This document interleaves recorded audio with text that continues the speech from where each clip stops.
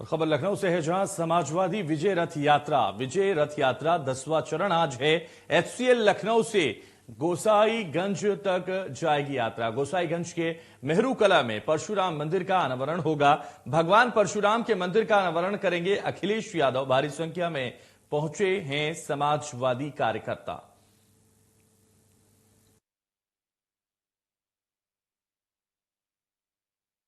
किसी एक सदस्य को बीमारी हो जाए तो इलाज नहीं करा सकता है।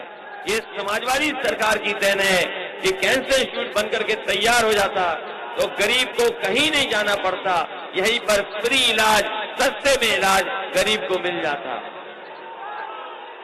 दाईं तरफ एक स्टेडियम है बहुत बड़ा। याद होगा जब यहां पर क्रिकेट का मैच हुआ था, जिस समय T20 हुआ था, उस समय जिसने भी देखा स्टेडियम को उसने कहा कि ऐसा देश में स्टेडियम नहीं बना है।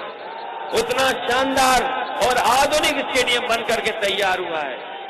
और बाबा मुख्यमंत्री, जो बाबा मुख्यमंत्री हैं, उन्हें कोई बड़ा काम अगर करना पड़ता है, आयोजन करना पड़ता है, तो वो अपने बनाए हुए स्टेडियम को नहीं ढूंढते हैं, आपके बनाए हुए स्टेडियम में आकर के कार्यक्रम करते हैं।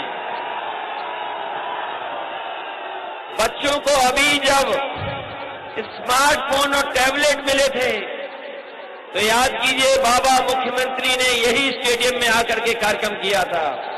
उनके पास कोई दूसरा स्थान नहीं था। जिस समय ओलंपिक के खिलाड़ियों का सम्मान करना था, उस समय भी उनका कोई स्टेडियम ऐसा नहीं था, कोई ऐसी जगह नहीं थी जहां पर ओलंपिक में हमारे देश का जिन्होंने नाम रोशन किया था उन्हें कहीं सम्मान दिला सके। यही स्टेडियम में आकर के उनका सम्मान करने का काम हुआ था।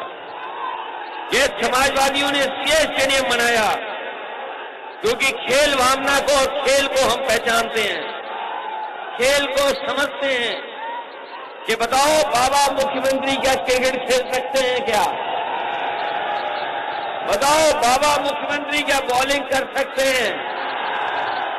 क्या बाबा मुख्यमंत्री बैटिंग कर सकते हैं? क्या बाबा मुख्यमंत्री विकेट कीपर बनकर के बॉल पकड़ सकते हैं? क्या बाबा मुख्यमंत्री कैच ले सकते हैं? क्या बाबा मुख्यमंत्री फील्डिंग कर सकते हैं? और क्या बाबा मुख्यमंत्री लैपटॉप चला लेते हैं? क्या बाबा मुख्यमंत्री टैबलेट चला पाएंगे?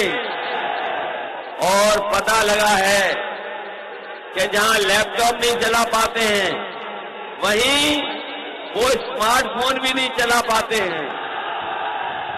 इसलिए हम आपसे निवेदन करना चाहते हैं कि अगर उत्तर प्रदेश को खुशहाली के रास्ते पे ले जाना है तो योग्य सरकार बनेगी, तभी जाकर के उत्तर प्रदेश खुशहाली के रास्ते पे जाएगा।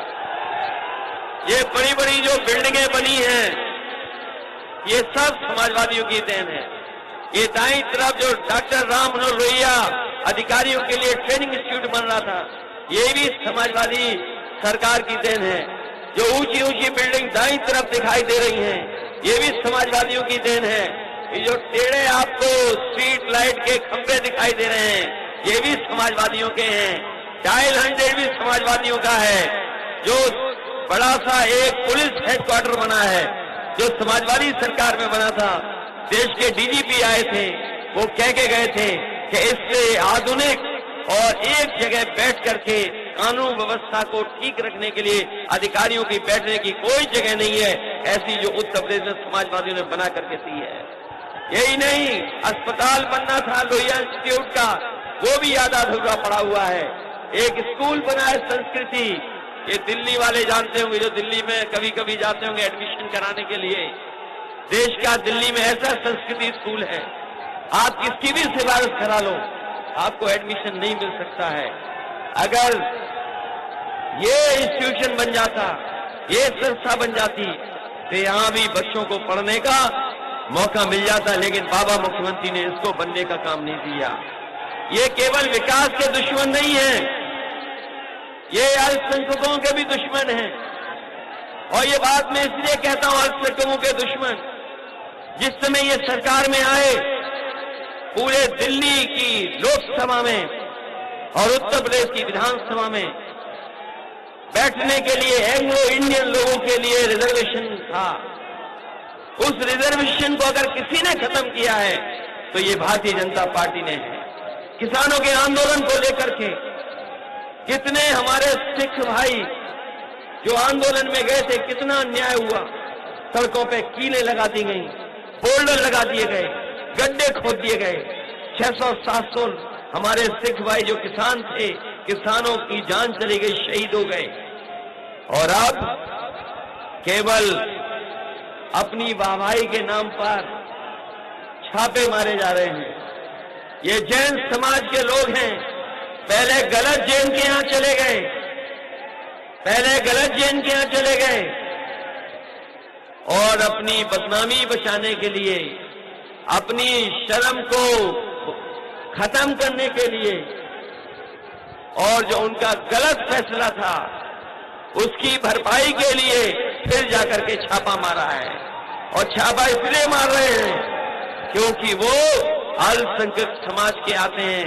वो ज्यादा से ज्यादा आबादी में 50 लाख होंगे, लेकिन ये भारतीय जनता पार्टी के लोग नहीं चाहते हैं कि 50 लाख आबादी के लोग भी तरक्की और खुशहाली करें। तमाम वो लोग हैं जिनकी 100 साल से फर्म चल रही है, क्योंकि भारतीय जनता पार्टी को कुछ न कुछ साबित करना है। क्योंकि कानपुर में जो पैसा निकला वो भारतीय जनता पार्टी का था, जो दीवारों से निकला वो पैसा भारतीय जनता पार्टी का था, और जो गिना गया पैसा वो भी भारतीय जनता पार्टी का था। अगर कोई बदनामी से और कोई गलत फैसले को सही फैसला बनाने के लिए जबरदस्ती समाजवादियों के ऊपर ये उंगली उठाने का काम कर रहे हैं, लेकिन जिस तरह का समर्थन दिखाई दे रहा है, आज हम इस विकास से और वहां पर भगवान परशुराम जी के दर्शन करने जा रहे हैं। ये ऐतिहासिक कार्यक्रम है। मैं इस ऐतिहासिक कार्यक्रम के लिए अपने मंच पे उपस्थित सभी नेताओं को, जिनको मैं देख रहा हूं, सबको धन्यवाद देता हूं। बहुत बड़ी संख्या में हमें मैदान में भी दिखाई दे रहे हैं। मैं एक एक नेता का धन्यवाद देता हूं। यहाँ पर आए हुए सभी नौजवान साथियों को बहुत बहुत बधाई। सामने हमारे रथ हैं, उनका भी बहुत धन्यवाद। पीछे भी बड़ी संख्या में है, अधिवक्ता संघ के लोग भी हैं, इनका भी धन्यवाद। और दाईं तरफ जो लोग दिखाई दे रहे हैं, मैं एक एक साथी का धन्यवाद देते हुए, आभार प्रकट करते हुए, इस उम्मीद और भरोसे के साथ कि आने वाले समय में साइकिल की सरकार बनेगी, और साइकिल की सरकार बनने से ये हमारे विकास की रफ्तार बढ़ेगी। ये कम से कम आधुनिक और एक उदाहरण दिया समाजवादियों ने कि विकास भविष्य में कैसा हो, और अगर भविष्य में भी हमें विकास करने का मौका मिलेगा तो विकास हम इसलिए करना चाहते हैं जिससे कि हमारे नौजवानों को नौकरी और रोजगार मिल जाए और तरक्की और खुशहाली के रास्ते पे चले जाएं। लेकिन साथियों, याद रखना, समाजवादी पार्टी का नए साल पर पहला संकल्प याद है कि नहीं याद है आपको, कि हमारे गरीबों के लिए, उत्तर प्रदेश के लिए घरेलू बिजली 300 यूनिट फ्री देने का काम अगर कोई करने जा रहा है तो वो समाजवादी लोग करने जा रहे हैं। बताओ, 300 यूनिट फ्री चाहिए कि नहीं चाहिए? जहां 300 यूनिट फ्री दे रहे हैं, वहीं अपने किसानों की सिंचाई भी मुफ्त करने जा रहे हैं, क्योंकि किसान वो है जो हमारी अर्थव्यवस्था की रीढ़ है। जब सब कुछ बंद था महामारी में, कोरोना के समय जब सब कुछ बंद था, हर चीज में ताले लग गए थे, अगर कोई हमारी अर्थव्यवस्था को बचा रहा था तो वो हमारा किसान था। उस बीमारी के समय भी खेत में काम कर करके उसने हमारे पेटों को भरने के लिए तमाम काम किए। उस किसान का हम धन्यवाद देते हैं और आपको बधाई देते हैं। बहुत बहुत धन्यवाद। इस ऐतिहासिक कार्यक्रम के लिए बहुत बहुत बधाई।